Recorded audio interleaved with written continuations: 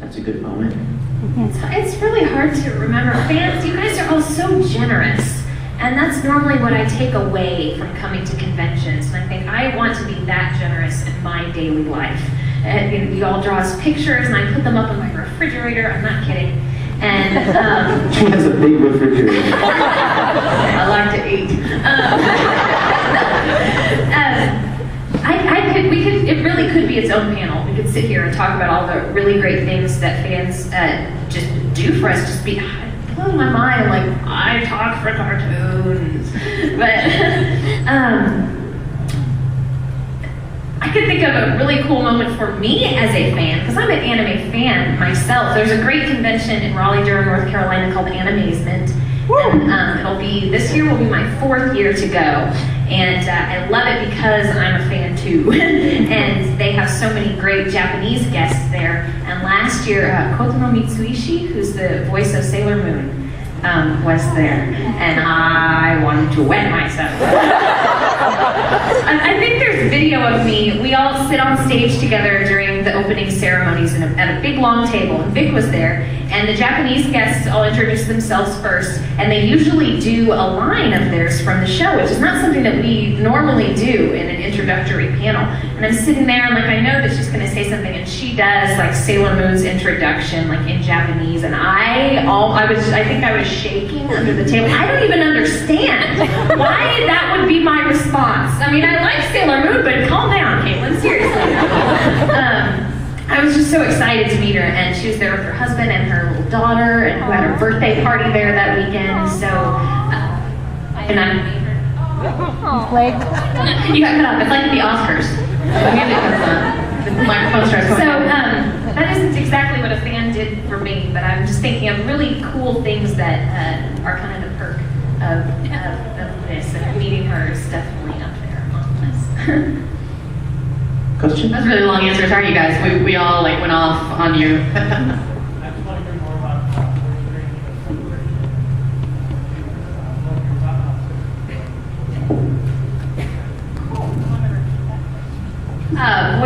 This question was about voice training and preparation, and basically how you become a voice actor. Is that how we come up with the voice? How we come up with the voice?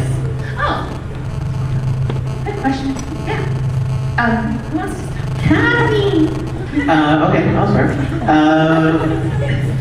Well, a lot of voice actors are actors first. They've been doing a lot of acting, and they're not necessarily voice people. They're not like announcers, and radio personalities, and they're actors. And that's why a lot of times when we play different roles, it's not so much that our voices sound completely different. Like, oh, I didn't even know that was you. That's rare. But the goal is not to sound different. The goal is to play the character honestly. So the example that I like to use is that Robert De Niro has made 1 million movies. He's played thousands of different characters, but he always sounds like Robert De Niro. But he's always playing different roles. The goal is not to change the voice so you don't recognize it. The goal is to play the character honestly.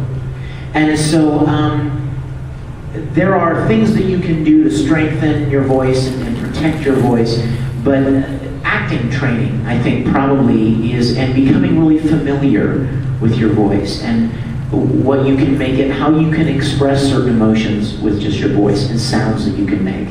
And controlling it are all good practices and exercises. And actors, that's part of what they do as an actor in general. The difference is that in voice acting, you're stripped of many of your tools. Your posture, your stance, your movements, your gestures, your facial expressions don't translate across the microphone. So that's why a lot of times you see Hollywood movies with big stars in the roles, and they're horrible voice actors, animated shows. And they get some famous actor, and their performance is flat as a pancake. That's because they're used to all of the other little subtleties that come across visually in their performance that don't translate in a voice performance. So that would be one thing I would say. Acting really is an acting experience and training is a real big part of voice acting. I think also we rely so heavily on our directors. The director, when you go into an audition, is the person who in the room has seen the entire series. They know from character to character what that character is supposed to be, who they're supposed to, what the voice is supposed to sound like for one thing, and what emotions they're supposed to engender in you for another thing. So when you come into audition, even if you haven't heard the Japanese version of what you're about to do, the director's job is to guide you as close to that voice or as close to the voice that they have chosen for their character as they can.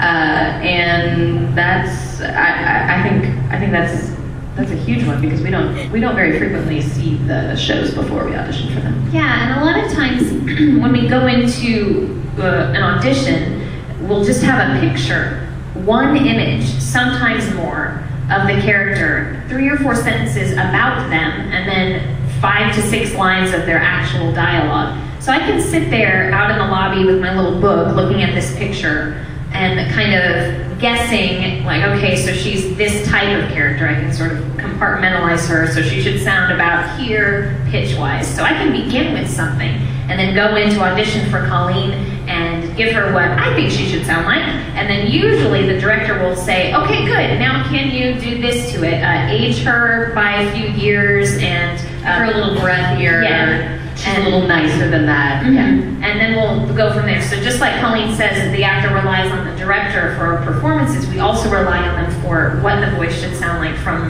the get-go. And yeah. I have to say though, I, in the car, try to come up with new voices. That I hope that everybody thinks I'm talking on my Bluetooth, because I'm really just talking to myself. But I'll come up, experiment with my voice and see what it's adapted to and what kind of range I'm finding now that Luffy stripped my vocal cords.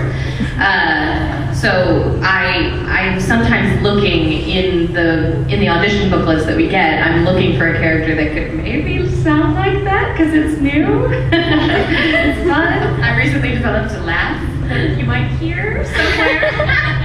I talk along with, like, just a beat behind whatever I'm hearing on the radio, like the announcers and the commercials, just to be like, what does that feel like in my voice to create that type of sound? Yeah. Like that announcer. So I need to open my throat more to sound like that. And voice matching somebody sometimes lets you find something you never knew you had. Yeah, because there's some qualities to a voice that when I hear them, because I'm seeing it along with a character that's animated, I assume something about the person or the type of voice, but then when I sit down and actually listen to it, I realize that's a lot scratchier than I would have thought. That has more bottom to it than I would have assumed, just given an image of that. I do that a lot with American prelay cartoons. Yeah. Interesting about the director's involvement. When we did Tsubasa, Colleen was directing that, and I was playing Phi. And Colleen, because of her expertise and experience with Full Metal and all of the work with Ed, there would be many occasions where I would do a line as Phi, and she would say, that sounded a little too much like Ed. And her ear was able to hear that subtle difference, and we would record it again, and try to pick out the parts that sound a little bit too much like Ed, that kind of thing, and get it a little more like Phi. So I say that to say that yes, I reinforce the idea that the director has a lot to do with making sure that a character is on track, consistent, and they have a lot to do with what the voice, how it's developed in the first place, what they want it to be like. That also reinforces what he was saying earlier.